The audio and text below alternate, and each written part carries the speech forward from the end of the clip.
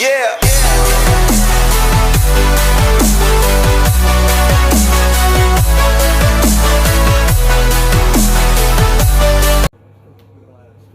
20 laps to go, the first race of the SRX Superstar Racing Experience. Doug Coby's leading, Greg Biffle second. Then it's Tony Stewart in third, Bobby Labonte fourth, and Helio Castroneves, the Indy 500 winner from this year, in fifth. It's all coming down to the wire. What a dream so far for Doug Coby at the head of this field for Tony Stewart, one of the founders of this series. Tony was the one that did a lot of calling around the drivers and said, hey, you need to come do this. And what Tony said this was all about was being able to have drivers show their personalities, have fun, and take a lot of the things that... Yep, just wanted to have fun. Championship racing, I'll call it, when you're competing for a series title at the big times. Oh, battle for fourth. Castroneves looking underneath Bobby Labonte, trying to. Maybe if you're racing for one team owner against another, they won't let you. Sure. I mean, there's times where, you have a helmet cam, and sometimes as a driver, you just don't want that burden of having a camera. Sometimes you also don't want them to see the tack, to see what. Look at him work that wheel inside that car.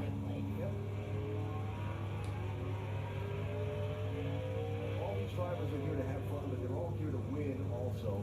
And the one that's even though they're having fun, it doesn't change the fact that they're still racing for a win. This is a guy who won his first championship at Stafford back in 2000 in a full fender car called the Pro Stock division. As I look across the 15 to go for Doug Coby. He's a wheel and modified series driver on the NASCAR side. He's trying to win it for the first time at Stafford. Maybe Coby's just setting the pace now.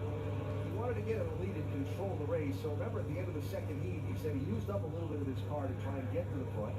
He's managed to gap Greg Biffle. But does Greg Biffle have anything for him?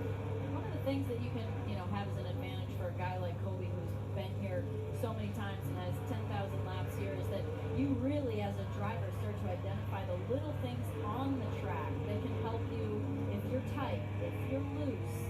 I know that was something in Cup that I would, be so grateful for drivers when they would pass along little information here and there. And when I learned for myself, because I was like, oh man, if I just hit this seam, got some lap traffic up ahead. If I'm a little bit tight to turn, things like that. So Coby's going to know. Paul Tracy ahead of them. To help him to the furthest. Coby's like, get out of the way. Get out of the way, Tracy. Paul Tracy a lap down if he can. Remember, Tracy's car can. Whoa!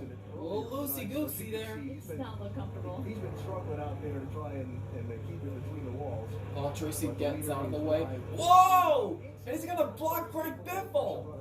Whoa! Watch where you're going, Tracy. Again, keep in mind they don't have spotters. Because in that moment, Watch where you're going, Paul Tracy. That probably cost Biffle even more time to try to catch Doug Coby. This time by 10 laps to go. Anyway, so these are things that are, normally you see perhaps a different way of acting around cars, but they're out there on their own. Stewart, Bobby Labonte, third and fourth, clearing some of the lap traffic as well. Doesn't know if that Marco's going to be able to catch up with Helio Castroneves unless a caution comes out. That could possibly happen too. We might get a last-minute caution. NASCAR Women Modified Tour champion. We'll see. But it looks like Doug Coby's got this in the bag. The meaning of this to him, he felt the burden of representing all the guys that race at all these local tracks, not just here at Stafford, but all over the country, and trying to represent them well tonight. And then he looked at you and say, am I winning? Because that's what racers do. He wants to win. And he will make a lot of these fans happy. He's giving up part of a chance at his He's giving it his all. Because his race car is racing tonight in upstate New York with another driver behind the wheel. He gave that up and compromised his chance to win his series championship to be here tonight and compete against these guys. What do you think added more fuel to the fire? He's been through a lot. Doug Kobe has. Guys like Biffle, Stewart, Labonte, Castroneves. That's the cars. Oh, caution! What did I say? Sparks over turn number 2. Is that And it's Marco Andretti. What did I just say? Yes, it is. I just said we might get a last-minute caution, and there it is. Marco Andretti. It's like a tire down. Yep. Right front's down. Ooh, tired? Yeah, well, something like Yep. He had some body What damage did on I just say? That right front. You see where it's flat back there, right where it says camping world? Yeah, that tire That's is been gone flat on back that the whole car. time. I don't know if that's any part of what could have been going on underneath, or if perhaps, I mean, there's a lot of bodywork damage on the front. I don't know if he caught the wall earlier that we, a few laps earlier that we didn't see, but Oh, look, the tire's locked up. Yeah, that's locked up. That is not moving. That's different. I'm not the best technical girl, but I could tell right now. I can say what I say on the What, radio right Danica? now. Right front, full turn, knocked up. I don't know what it is, but it's real. Okay. All right, so this changes everything now. Caution is Yep, out. this Inside changes for everything, 5 boys. laps. It's gonna be a shootout. Biffle outside, Stewart Here we go. It's gonna be a sprint to the finish. Fans on their feet here. Green flag. 2 laps remaining.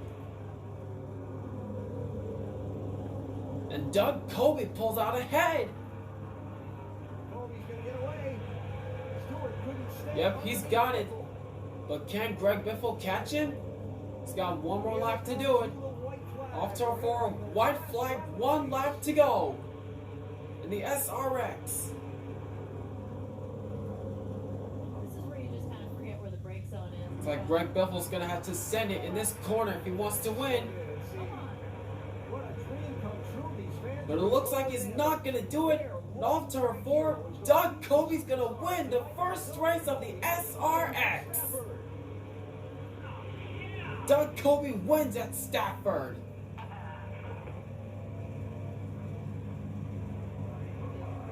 Good job, Douglas. Good job, man. With the pressure of people like right What a now, race. What a race this was. Cool.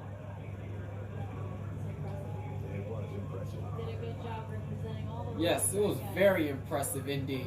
He said he felt the pressure.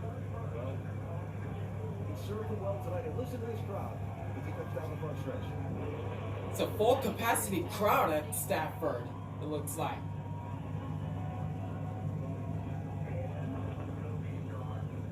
I wonder if he has a post-race celebration. Is he going to climb the fence like Elio? Does he have a fancy footwork dance like Willie T wanted to have? What's he do? First race of the SRX held on the night after I just turned 20 years old. And it was great. And he's doing something that is very familiar to him. This will be his 31st feature race win at his home track. Wow. That's got to be a pretty cool feeling on the track with these drivers. Big stage, national TV, new series. Here he comes. Yep, come on out, Doug Kobe. Listen to the fans. Just love their Oh! He just tripped. Stand on top of the car. That's how you celebrate a win at your home track. Let's go to Matt. 35 years ago, little 6-year-old kid crawling behind the wheel of a quarter engine for the first time. You everything that a night like this could take place. There's so many legendary names in the field. I never thought I'd fall in my pocket out of the car after winning.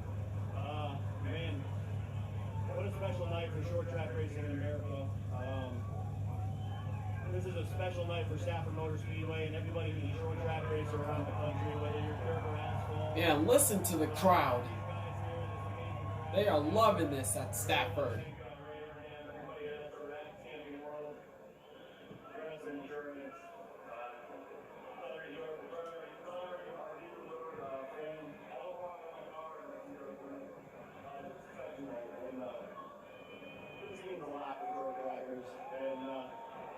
The only thing I screwed up tonight was my exit, and I I'd do it all over again if that's what it takes to win this race. So. And listen to the crowd chanting Kobe. Let's set the pace, and I don't know if you guys saw this, but